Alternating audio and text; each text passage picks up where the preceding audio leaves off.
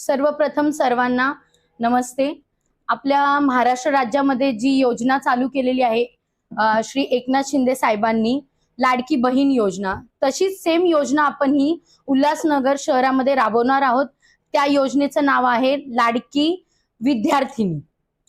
त्या योजनेमध्ये आपण ज्या विद्यार्थिनी आहेत 7वी ते 12वी शिकणाऱ्या, त्यांच्यासाठी आपण दर महिना 500 रुपये देणार आहोत त्यांच्या खात्यामध्ये। त्या 500 रुपयामध्ये ते त्यांच्या शैक्षणिकतेसाठी वापरतील अशी एक योजना आपण ही उल्हासनगर शहरामध्ये राबवणार आहोत। आणि या योजनेचं जे आपण नाव देणार आहोत ते आहे स्वर्गीय ज्योती पप्पू कलानी यांच्या नावाने ही योजना आयोजित करण्यात येणार आहे। विरोधकांनी या बाबतीत काही राजकारण करण्याचा प्रयत्न केला? त्यांना विरोधक तर म्हणता येणार नाही, ते सगळे आपलेच नगरसेवक आहेत, आपल्या सोबतचेच आहेत। आणि त्यांनी जो प्रस्ताव मांडला होता तो होता की त्या योजनेला नाव द्यायचं होतं सावित्रीबाई फुले यांचं, पण माझी स्वतःची इच्छा होती की याचं नाव आपण ज्योती कलानी नावाने देऊयात।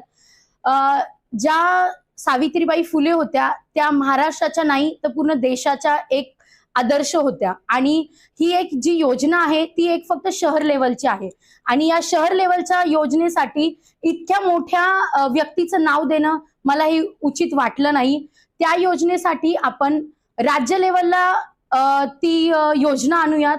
त्याच्यासाठी मी आपल्या राज्याचे मुख्यमंत्री आणि उपमुख्यमंत्री यांची भेट घेईल आणि मी त्यांना विनंती करेन की सावित्रीबाई फुले या नावाने ही एक योजना सुरू करण्यात यावी, जशी आम्ही उल्हासनगर शहरामध्ये आता लाडकी विद्यार्थिनी योजना सुरू करत आहोत।